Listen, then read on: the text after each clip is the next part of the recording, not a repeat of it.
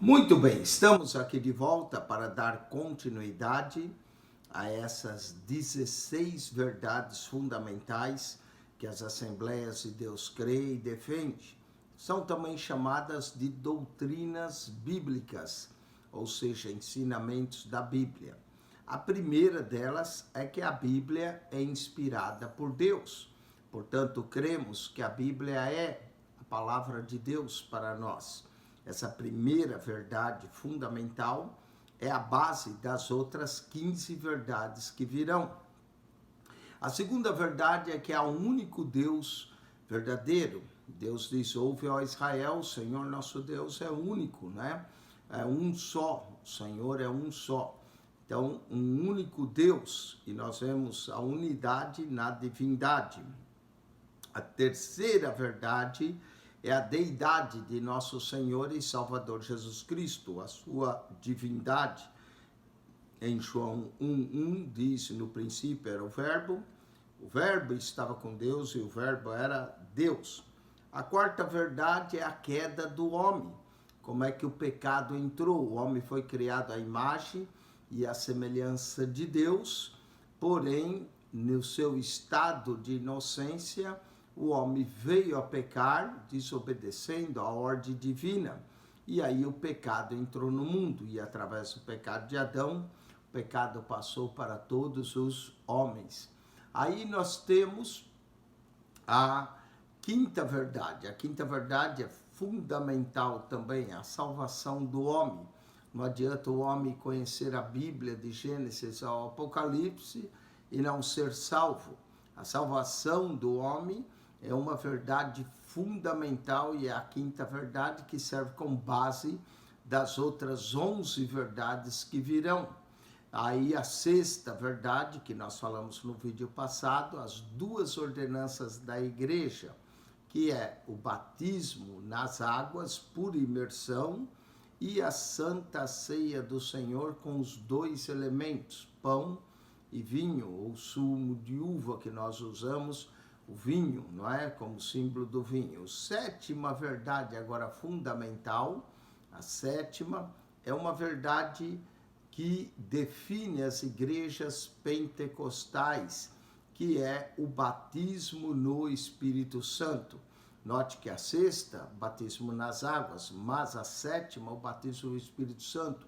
João disse: eu vos batizo com água com base no arrependimento, mas o que vem após mim é mais poderoso do que eu, do qual não sou digno de, abaixando-me, desatar as suas sandálias.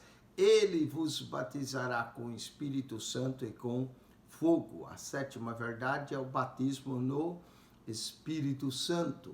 E a oitava verdade vai ser a evidência inicial física desse batismo no Espírito Santo. Então nós vamos estudar a sétima, e a oitava está ligada à sétima, que é a evidência inicial. O batismo no Espírito Santo. Essa é uma das verdades mais maravilhosas que nós vamos encontrar no Novo Testamento. A promessa também de Jesus: eu vou, mas enviarei um Consolador, que estará sempre convosco, o Espírito Santo.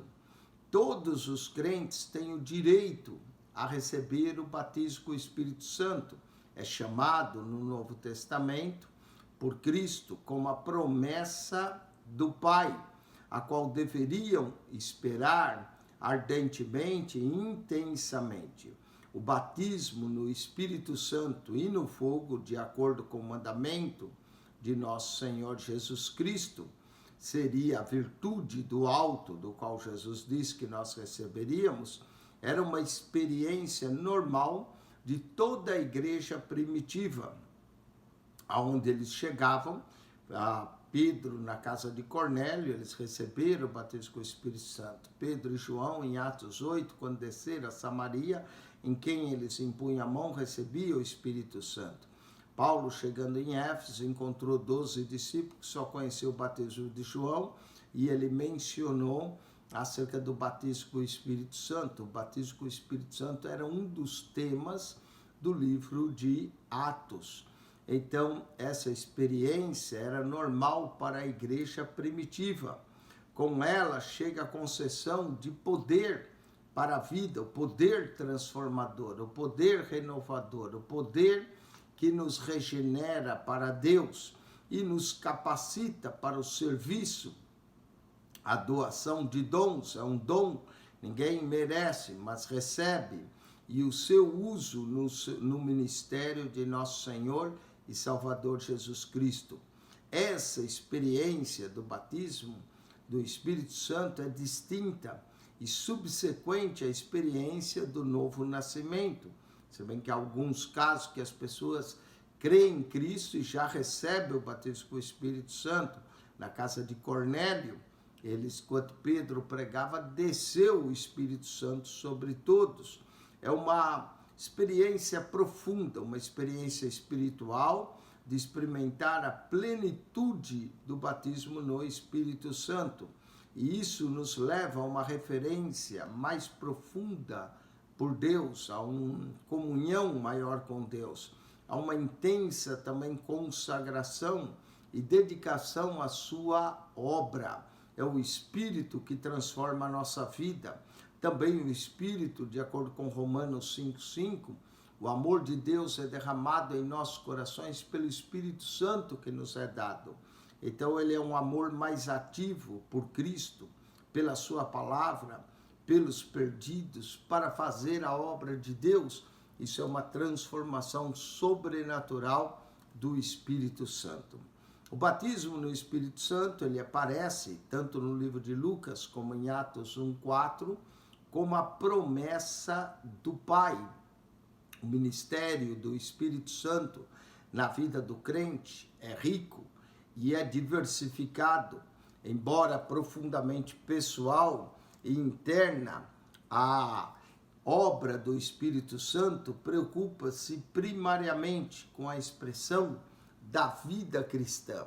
É o Espírito Santo que enriquece a nossa vida cristã. É, pois, externa em seu propósito que vai se revelar, não é? Transformando a vida. O batismo no Espírito Santo não visa, em primeiro lugar, o desenvolvimento da santidade no indivíduo, como muita gente pensa, embora isso possa e deva ser intensificado como consequência. Mas o batismo com o Espírito Santo visa principalmente dotá-lo para o serviço cristão. Jesus disse aos seus discípulos reunidos no cenáculo: e eis que sobre vós envio a promessa de meu Pai. Ficai, porém, na cidade de Jerusalém, até que do alto sejais revestidos de poder. Portanto, o batismo com o Espírito Santo é um revestimento de poder, uma capacitação sobrenatural para realizarmos a obra de Deus. Em outra oportunidade, estando com eles, determinou que não se ausentasse de Jerusalém, mas que esperasse a promessa do Pai, que disse ele, que de mim ouvistes. Porque, na verdade, João batizou com água, mas vós sereis batizados com o Espírito Santo, não muitos depois desses dias. Atos 1, 4 e 5. Então, imediatamente ao ascender ao céu, Jesus também disse, antes de ascender ao céu, Jesus disse: mas recebereis a virtude do Espírito Santo que há de vir sobre vós, e sereis minhas testemunhas. O propósito do batismo com o Espírito Santo é sermos testemunhas de Jesus, tanto em Jerusalém, como em toda a Judéia e Samaria e até os confins da terra. Notemos que a promessa foi dada aos discípulos que já desfrutavam de uma comunhão íntima com Cristo. Seus nomes já estavam escritos nos céus, como Jesus mesmo mencionou em Lucas 10, 20.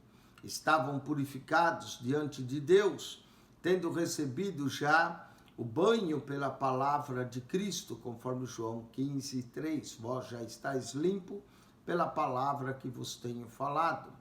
Mas desde a ressurreição de Cristo, eles eram um corpo, a igreja formavam eles, pois a antiga aliança agora fora abolida de modo absoluto no Calvário, ou cumprida no Calvário, a antiga aliança. de conformidade com Hebreus 9, 15 a 17, a morte de Cristo nos trouxe um novo pacto em vigor. A ênfase agora desse novo pacto se encontra em Atos 1:8, poder ou virtude para testemunhar, para servir. E note que o foco não é basicamente a regeneração, apesar disso ocorrer, ou a santificação, mas sim uma capacitação para poder servir. Então concluímos que a pessoa pode ser regenerada e até santa e não desfrutar do batismo no Espírito Santo, dessa unção que vem para servir a Jesus conforme ele prometeu aos crentes. Alguns têm tratado o batismo no Espírito Santo como se for a santificação. Outros têm feito do autoaperfeiçoamento o principal objetivo da vida cristã. Devemos evitar essas ideias. Na verdade, atingimos maior crescimento enquanto servimos ao nosso Senhor. O santo, isto é, a pessoa dedicada, consagrada à adoração, ao serviço do Senhor, não é aquela que passa todo o tempo do estudo, oração e meditação, por importantes que sejam essas coisas. O santo é aquele que não somente se separa do mal, mas é separado e ungido para o serviço do Senhor. A unção é simbolizada também no Antigo Testamento por um ritual da purificação, no qual o sangue era aplicado primeiro, depois o azeite sobre o sangue, Levítico 14, 17. Em outras palavras, a purificação era seguida pela unção simbólica, representando assim o trabalho do Espírito Santo na preparação ao serviço. Portanto, somos também ungidos, tal como sucedia aos profetas, reis, sacerdotes, antigamente. Vem sobre nós a unção. João, escrevendo sua carta, diz: vós tendes a unção dos santos e sabeis tudo, porque o Espírito nos capacita. Os meios, o poder para servir vem através dos dons do Espírito. Mas os dons do Espírito precisam ser distinguidos do dom do Espírito. O batismo no Espírito Santo era necessário antes de os primeiros discípulos deixarem Jerusalém, antes de começar a cumprir a grande comissão. Eles precisavam de poder, da virtude, e o próprio nome Espírito Santo está vinculado ao poder. Esse veio com dom e poder. Ele mesmo é as primícias da colheita final, que veio para iniciar uma obra que levará alguns vindos de todas as raças, povos, línguas, nações a reunir-se em torno do trono de Deus e do Cordeiro. Atos 5:9, Apocalipse 5:9. O mesmo batismo no Espírito Santo foi experimental em pelo menos 4 outras ocasiões no livro de Atos, bem como outros posteriormente, de acordo com Tito, capítulo 3, verso 5. Vamos entender a terminologia bíblica do batismo. O batismo no Espírito Santo também é conhecido por outros termos. Devemos nos lembrar que o Espírito Santo, acima de tudo, é uma pessoa. O batismo descreve apenas um aspecto da experiência dessa pessoa, da deidade, que ele é divino também. É também chamado, em algumas passagens da Bíblia, como enchimento do Espírito Santo, como Atos 2:4, e todos foram cheios do Espírito Santo. Isso simboliza o batismo com o Espírito Santo. Conforme Joel profetizava, o Espírito foi derramado, outra expressão, derramado sobre eles, Atos 2:33. Eles receberam, tornaram ativamente o dom. O Espírito desceu sobre eles, essa é outra expressão, Atos 10:44. Alguns escritores modernos supõem que o batismo do Espírito Santo refere-se a algo diferente do enchimento, da experiência pentecostal, daquela que aconteceu no dia de Pentecostes. Mas quando nós olhamos todos esses termos na Bíblia, é claro que o acontecimento do Pentecostes teve repetições. Pedro também viu que nos últimos dias trazem oportunidade para tempos de refrigério. Atos 3,19 poderia ser traduzido como arrependei-vos, pois, e voltai-vos para Deus, tendo em vista o apagar de vossos pecados, a fim de que venham tempos de refrigério ou reavivamento na presença do Senhor, e que ele envia Jesus, que vos foi nomeado ou apontado como vosso Messias. O modo como Pedro considerou a profecia de Joel mostra que ele esperava um cumprimento contínuo até o fim dos últimos dias, que se iniciou no dia de Pentecostes. E isso significa que o derramamento profetizado por Joel estará disponível até o fim da era presente. E a promessa diz que derramaria sobre toda a carne, não apenas só 120, como no dia de Pentecostes. Enquanto Deus continuar chamando pessoas à salvação, desejará derramar o Espírito Santo sobre elas. Como Pedro mesmo disse em Atos 2,39, a promessa que aparece no profeta Joel, no Antigo Testamento, a promessa vos diz respeito a vós, a vossos filhos, a todos os que estão longe e a tantos quanto Deus, nosso Senhor, chamar. Atos 2,39, fica claro que o dom não cessou. A promessa continua para todos aqueles a quem Deus chama. Com isso, vemos que a obra do Espírito Santo continua, não cessou, como os sessionistas dizem, e que está disponível o batismo com o Espírito Santo a todos a quantos nosso Senhor chamar, a promessa do Pai. O mesmo também se observa em Atos 19, verso 1 a 7. Os 12 homens a quem Paulo encontrou em Éfeso, sem dúvida professavam ser seguidores de Jesus, mas Paulo sentiu que algo estava em falta. Ele perguntou-lhes, recebestes vós já o Espírito Santo quando cresces? No grego, esse cresce significa pestussuantes, que é particípio aurístico, em forma de que normalmente indica a ação interior que eles creram no princípio, ou do verbo principal, nesse caso, antes do recebimento. Aqui, as construções gramaticais ocorrem em passagens com essas traduzido literalmente. Tendo casado, morreu, e Safira, sepultaram. Essas formas que nós vamos encontrar, sacudindo contra eles o pó dos pés, partiram para Icônio, Atos 3,51, o qual, tendo recebido tal ordem, os lançou no cárcere interior, ele segurou os pés aos troncos, Atos 16:24.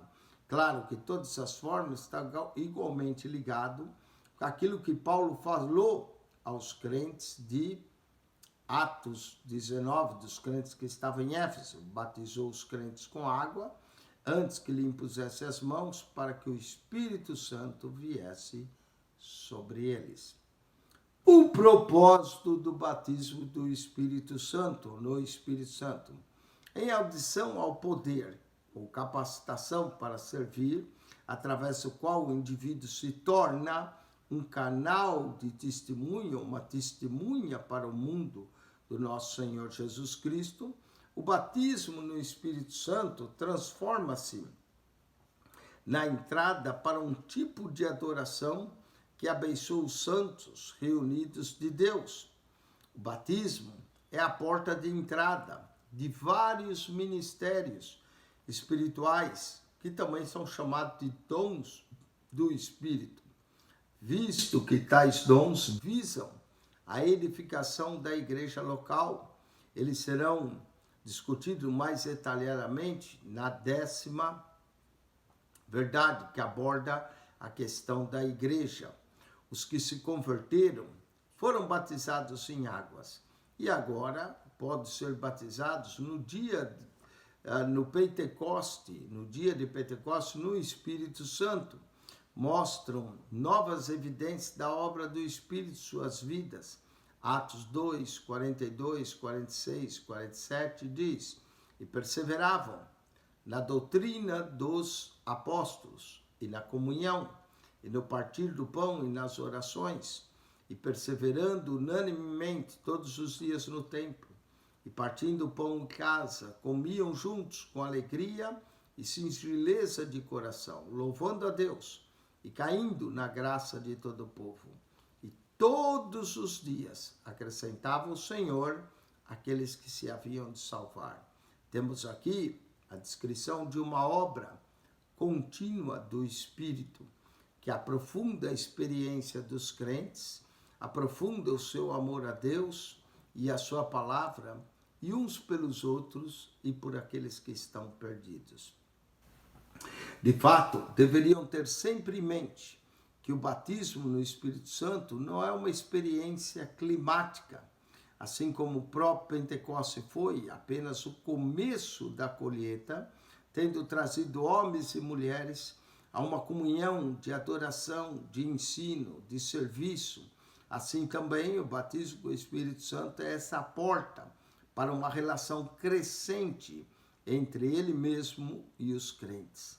Essa relação crescente leva a uma vida de serviço, onde os dons do Espírito provêm poder e sabedoria para a divulgação do Evangelho e o crescimento da igreja. Como evidenciado pela sua rápida propagação em muitas áreas do mundo atual, novos preenchimentos e orientações relativas ao serviço devem ser esperadas conforme surgem novas necessidades e conforme Deus, em sua vontade soberana, cumprir o seu plano. Alguns estudiosos têm salientado que as epístolas de Paulo não dizem muita coisa sobre o batismo no Espírito Santo. Há boas razões para isso.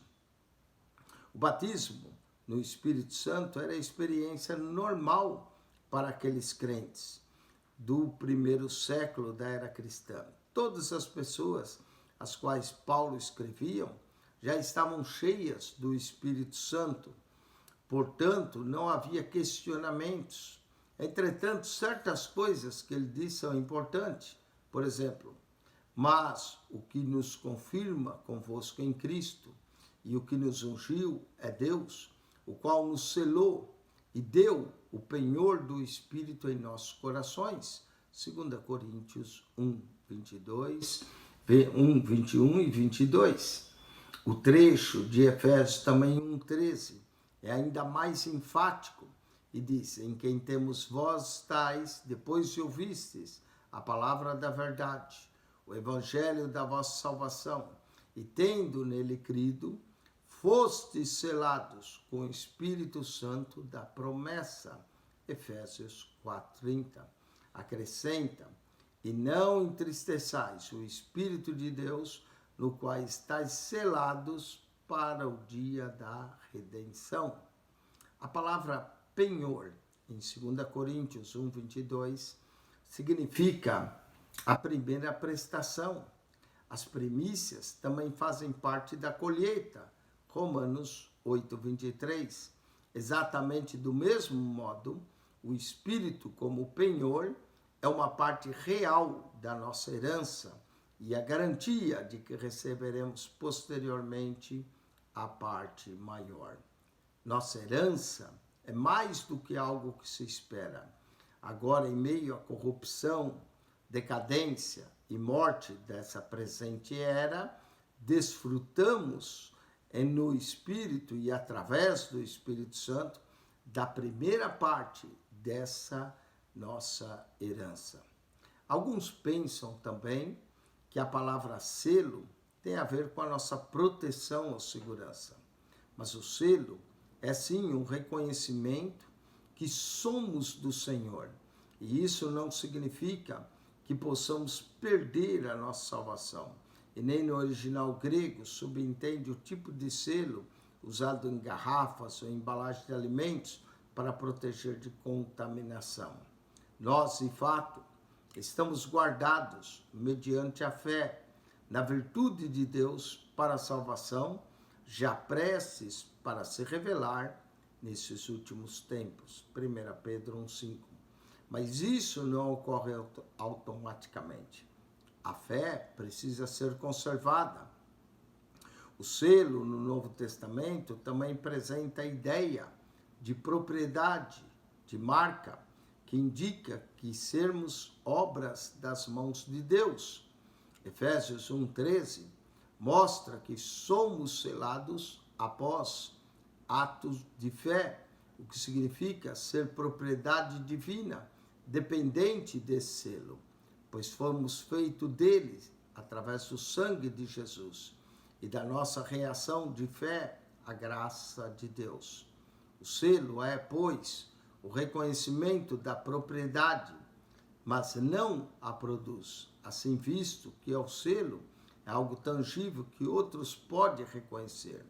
O batismo no Espírito Santo, com a evidência externa do falar em línguas, ajusta-se à ideia neotestamentária.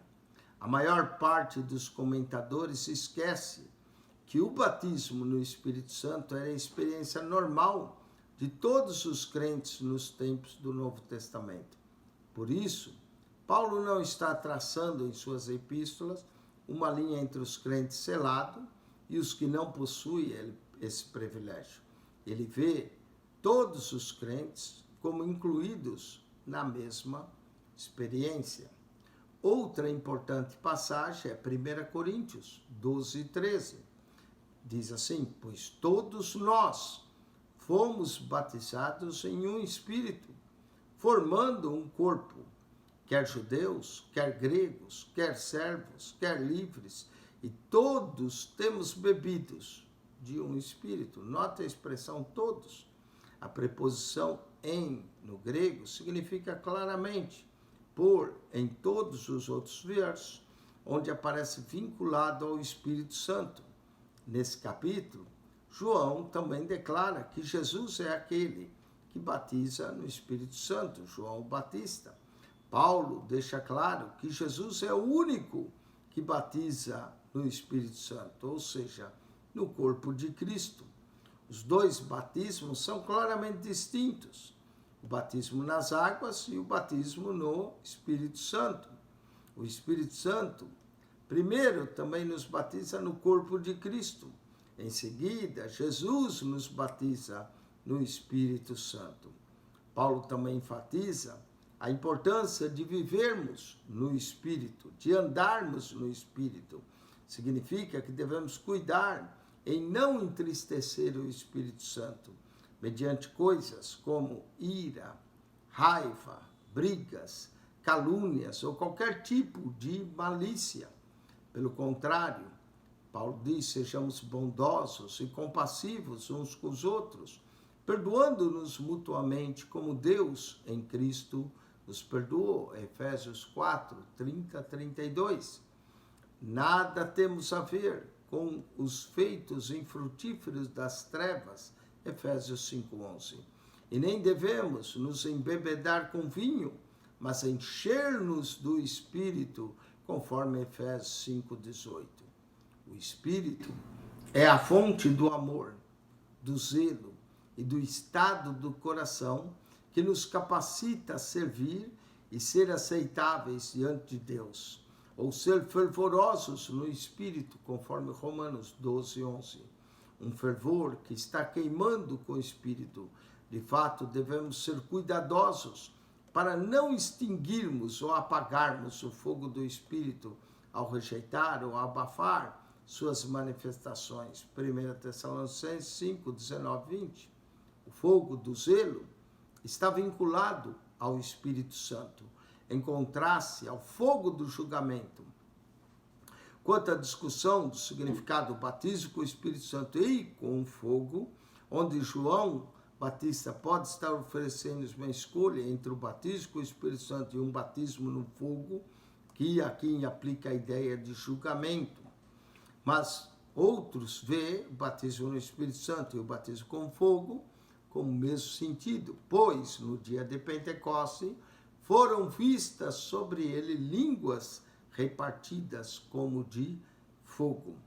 Recebendo o batismo no Espírito Santo, uma última pergunta que merece nossa especial atenção é: como receber o batismo no Espírito Santo? A experiência, ela é descrita na Bíblia como um dom, pelo que de forma alguma é merecida.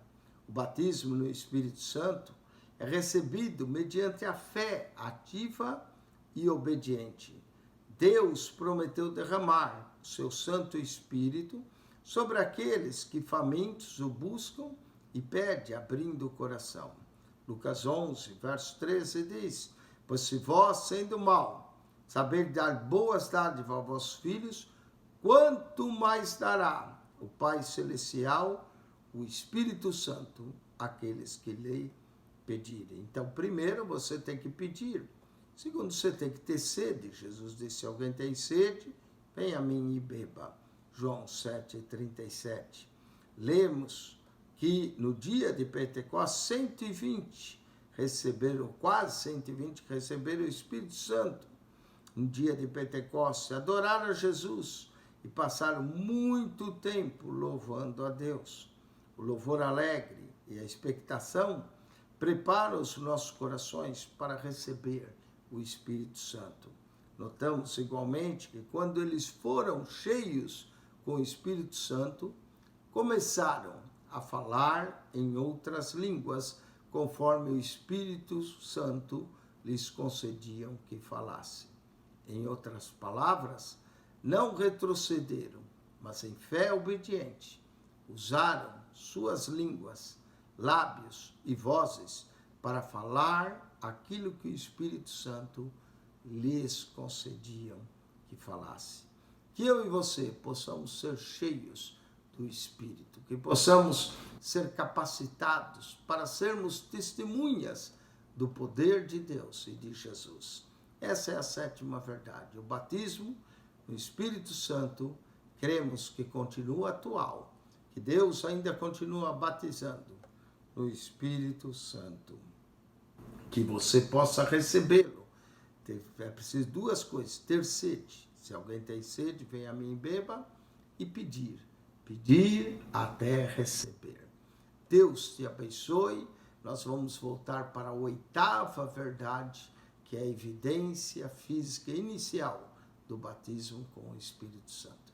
Que Deus te abençoe, que a graça de nosso Senhor e Salvador Jesus Cristo seja com todos. Se você ainda não subscreveu o nosso canal, subscreva. Coloque o sinal de joinha, ajude-nos a divulgar. Mande esses vídeos para amigos, familiares, usa eles como meios de evangelização para que as pessoas creiam, recebam a graça de Deus sobre suas vidas. Nós também temos um comentário de toda a Bíblia. Somos, pela graça infinita de Deus, o primeiro a comentar toda a Bíblia para você. Há, por exemplo, programas que comentam um livro, outros dão um resumo dos livros. Há programas que até leem a Bíblia para você, mas comentando a Bíblia, capítulo por capítulo, verso por verso, nós somos o primeiro. Clique na nossa foto, vai no playlist e ali você encontra as pastas com todos os 66 livros da Bíblia. De Mateus ao Apocalipse, de Gênesis a Malaquias. E ainda outras pastas como essas, das verdades fundamentais, teologia, a história da teologia cristã, a história do movimento pentecostal, uma pasta sobre o período interbíblico, outra pasta sobre os livros deuterocanônicos, outra pasta para você entender a Bíblia. São diversas pastas, entre, estude e que Deus te abençoe. E que te revista do poder sobrenatural e maravilhoso do Espírito Santo. Que a graça de nosso Senhor e Salvador Jesus Cristo, o amor de Deus, nosso Pai, e a comunhão do Espírito Santo seja com você, não somente hoje, mas para todo sempre. Deus vos abençoe ricamente, em Cristo Jesus. Quem esteve convosco, mais uma vez, pastor Eugênio Piacentini. Amém.